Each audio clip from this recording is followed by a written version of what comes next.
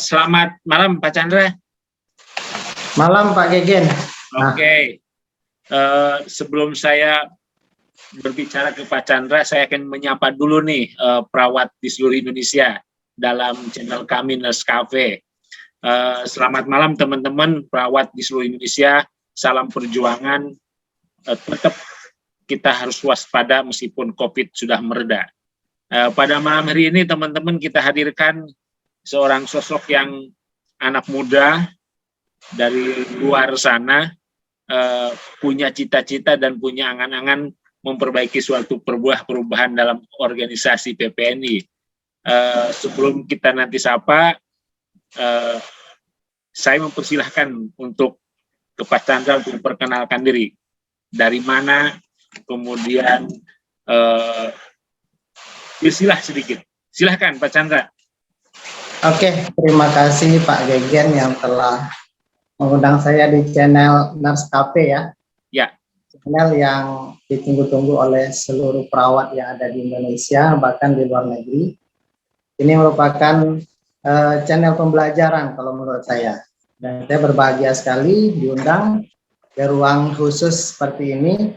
Mudah-mudahan nanti apa yang kita bincangkan membawa suatu ide-ide yang baru atau ide-ide yang cemerlang, sehingga kita sama-sama dapat menjadikan pemikiran bagaimana perawat pada khususnya dan pada umumnya organisasi yang kita cinta ini menjadi organisasi yang kuat, kokoh, dan bersatu. Ya, seperti moto kita adalah yang saya dengar ya, bahwa PPNI itu disayangi oleh pemerintah dan dicintai oleh anggotanya.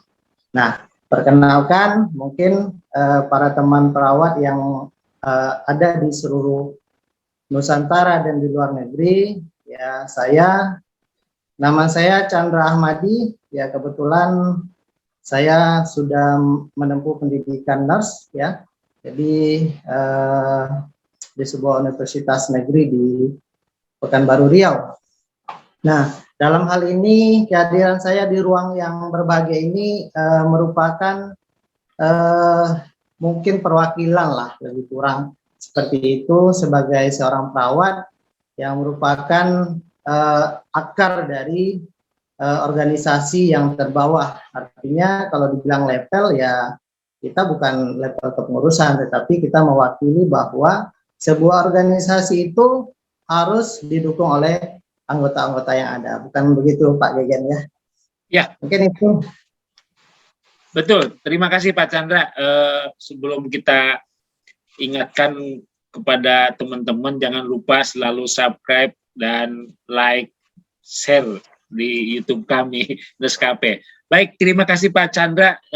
Beliau adalah berasal dari Riau dan beliau adalah selalu lantang memberikan satu suara dalam perubahan. Saya tahu betul ini beliau ini, meskipun saya baru kenal beberapa bulan terakhir ini, tapi saya lihat di grup sebelah ini sungguh luar biasa. Penataan kata-kata, kemudian narasi, sungguh memotivasi dan memang fakta di lapangan seperti itu. Jadi memang sungguh saya senang pada malam hari ini kita bisa mewawancari dengan Pak Chandra ini yang sebetulnya memang sayang kalau selevel Pak Chandra ini ibaratnya punya mutiara yang tertimbun.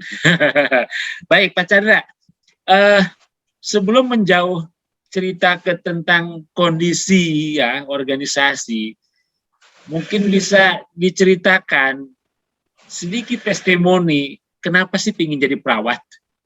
Padahal perawat itu identik dengan perempuan loh. Oke, terima kasih. Ini kayaknya menarik ya Pak Gegen ya. Kalau menurut sejarahnya sebenarnya cita-cita saya dulu bukan seorang perawat, terus terang saja bukan. Saya memang dipersiapkan itu untuk menjadi seorang dokter gitu. Nah, di tahun 92 kebetulan kakak saya yang tertua itu dia seorang bidan dan baru PNS. Mengalami musibah, jadi beliau merupakan semacam apa namanya tulang punggung keluarga juga, membantu orang tua untuk mempersiapkan saya mengambil kedokteran waktu itu. Nah, tetapi karena mengalami musibah dan dia meninggal dunia, akhirnya saya punya satu beban moral kepada orang tua, bagaimana saya bisa menggantikan posisi almarhumah kakak kami yang tertua itu untuk menjadi seorang perawat. Artinya awalnya saya pengen menyenangkan hati orang tua, itu awal yang pertama. Tapi seiringnya waktu ketika saya sudah masuk ke dunia pendidikan keperawatan, alhamdulillah saya bisa beradaptasi dengan lingkungan keperawatan dan akhirnya saya begitu cinta dengan perawat. Makanya hari ini pun saya berangkat dari sekolah perawat kesehatan SPK, kemudian lanjut ke D3 keperawatan, dan terakhir saya juga menyelesaikan S1 keperawatan dan profesi nurse di sebuah universitas negeri di Pekanbaru Riau. Nah, ini yang membuat latar belakang saya kenapa saya mencintai perawat. Ya, luar biasa. Memang ketika setiap saya wawancara pada satu momen Nescafe selalu saya tanya, apalagi memang perawat ini kan sebetulnya kalau kita melihat ada semacam dibungkus dengan cita-cita yang mulia katanya, padahal sebetulnya saat ini itu mungkin korelasi zaman dulu dan sekarang sangat jauh berbeda ya sebetulnya. Ya, baik, itu sekilas yang kita bisa tangkap. Dan memang saya bilang rata-rata perawat itu kan perempuan, ini yang sangat menarik, langka. Termasuk saya juga memang seperti itu. Wah, dulu ingin cepat kerja. Baik, nah sekarang kalau sudah mencintai perawat, tentu Pak Chandra tentu banyak juga dalamnya perawat, terutama kan di pelayanan tatanan pelayanan di Pasienkes rumah sakit. Nah, bagaimana dengan kondisi yang dulu waktu Pak Chandra SPK D3 sampai pada akhirnya sekarang nurse? Apakah ada suatu perbedaan yang mencolok atau memang hanya begitu-begitu saja?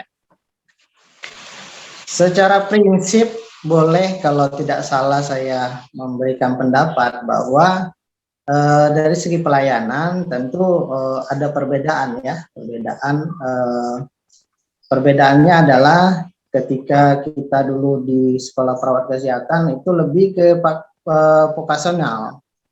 Vokasional itu memberikan pelayanan sesuai dengan instruksi yang diberikan oleh tenaga medis ya atau dokter gitu. Sedangkan di tataran pola pendidikannya sekarang ini yang S1 keperawatan dan lanjut ke profesi itu lebih kepada kita bermitra dengan tim medis, sehingga berbagai rencana keperawatan itu bisa dilakukan secara kolaborasi gitu. Nah, apakah dulu kita tidak bisa berkolaborasi gitu? Bisa sebenarnya, tetapi karena memang strata pendidikan kita yang begitu mencolok jauh dengan tim medis, sehingga terkesan kita sesuai dengan instruksi dari medis gitu. Itu yang perbedaannya yang saya temui mulai dari sekolah keperawatan, terus lanjut ke D3, dan terakhir saya menyelesaikan nurse. Bedanya memang dari segi manajemen yang kita lakukan pada tataran pelaksanaan perawatan yang ada pada pelayanan rumah sakit atau pelayanan kesehatan lainnya. Nah, bagaimana peran organisasi sendiri kalau kita melihat dari satu perbedaan dari mulai tahap vokasi sampai ke nurse, apakah itu adanya suatu upaya atau jasa seorang organisasi profesi? Bagaimana peran organisasi profesi sehingga ada satu perubahan itu menurut Pak Chandra? Kalau sejauh ini karena kebetulan saya juga orang yang terjun langsung ke dalam organisasi, saya juga membentuk waktu itu koordinator wilayah untuk gerakan perawat honor nasional Indonesia, GNPAI waktu itu, Gerakan Nasional Perawat Honor Indonesia. Saya melihat bahwa kondisi saat ini itu peran dari organisasi belum terlalu menyentuh ke tingkat bawah. Kenapa saya berani mengatakan seperti itu? Menurut data yang kami dapat dari pendataan yang kita lakukan di GNPHI pada saat itu, bahkan hari ini, banyak perawat itu yang tidak sesuai atau dibayar jasanya itu tidak sesuai dengan yang seharusnya. Ya, ada yang 300.000 per bulan gitu kan, ada juga yang boleh dikatakan tidak ada anggarannya, diambilkan dari pola pembagian jasa yang ada di BPJS gitu. Sangat miris sekali pokoknya intinya. Menurut saya, kalau boleh saya berpendapat bahwa belum terlalu menyentuh ke tataran yang di bawah. Nah, sangat bertolak belakang sekali ketika diagung-agungkan atau digambar-gemborkan di saat kepemimpinan satu organisasi keperawatan yaitu PPNI, dulu ketum PPNI Bapak Arif Padilla mengatakan sewajarnya bahwa perawat itu minimal digaji 3 kali upah minimum provinsi atau UMP. Ini hal yang statement yang sangat luar biasa yang kami sambut waktu itu. Tapi kalau kita lihat pada kenyataannya, faktanya hari ini banyak perawat yang ada di Indonesia dari Sabang sampai Merauke itu yang punya penghargaan berupa jasa atau gaji lah menurut saya yang belum sepantasnya atau sewajarnya. Nah, lalu yang tadi dikatakan peran OP masih belum mengakar, lalu berarti Pak Chandra ini memang tergabung dalam gerakan perawat honorer ya? Iya, kebetulan kita bentuk di Riau waktu itu sebelum rembuk nasional di bulan Maret 2018 di Jakarta waktu itu kita bentuk, dan kita bentuk GNPA ini tujuannya bagaimana aspirasi teman-teman yang ada di Provinsi Riau pada khususnya, dan juga teman-teman yang seluruh ada yang berada di Indonesia juga terwakili aspirasinya waktu itu. Nah, bagaimana peran OP sendiri dengan adanya gerakan nasional perawat honorer ini? Kami waktu itu merujuk atau mengambil rujukan dari memang amanat DPP waktu itu yang mengatakan bahwa setiap daerah itu disarankan untuk membuat GNPHI yang dilahirkan dari PPNI waktu itu, organisasi yang menaunginya gitu. Nah, di saat itu kami saya sendiri menghadap Ketua DPW untuk membuat itu di saat mau melakukan rembuk nasional pada saat itu. Tujuan kami membentuk itu adalah bagaimana aspirasi teman-teman ini sampai pada saat rembuk nasional di Jakarta. Nah, cuman fakta yang di lapangan sampai hari ini pun pelantikan atau SK yang kami ajukan belum pernah kami terima gitu.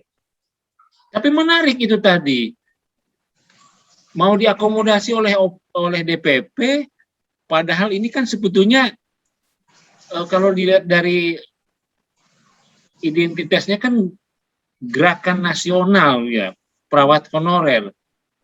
Artinya kan ini sesuatu yang menurut saya di luar apa yang sudah digariskan oleh OP kalau itu didirikan gabung. Kan ini kan bukan badan seminat sebetulnya ya. Ad hoc, Pak. Ad hoc. Nah ini yang mau saya ad hoc ini. Saya baru tahu nih kalau Pak Chandra ini aktif di GNPHI, karena sebetulnya kalau sifat ad hoc itu kan hanya sifatnya sementara kan. Benar. Nah, lalu kok sampai sekarang kok tidak dilirik, itu bagaimana? Nah, ini yang kita sayangkan. Sebenarnya kalau boleh saya membuka fakta ini, pada saat ini bukan hanya Provinsi Riau, Bahkan provinsi-provinsi lain pun itu gimana? Tidak mendapatkan dukungan penuh. Tidak mendapatkan dukungan penuh dari OP sendiri. Dari sisi lain bahwa OP membentuk nih, melahirkan sebuah cabang atau anak gitu, sehingga betul-betul dikawal oleh OP dalam berjuang untuk mencapai tujuan. Nah, ketika tujuan ini sudah dicapai, yang mana yang kami minta itu adalah regulasi undang-undang ASN itu, sehingga nanti badan atau cabang atau anak yang dilahirkan oleh PPN ini otomatis akan selesai karena dia bersifat ad hoc. Gitu. Nah, tapi korelasinya kalau saya lihat bahwa dengan adanya GNPAI itu mengatakan tidak semua perawat yang ada di Indonesia itu yang telah mencapai kata-kata sejahtera. Kalau boleh saya bilang seperti itu. Artinya apa? Ini fenomenal. Ini merupakan yang nyata di lapangan bahwa tidak semua perawat yang bekerja di instansi pemerintah itu sudah sejahtera dan cocok dengan apa yang digambar-gambarkan Pak Ketum pada saat itu.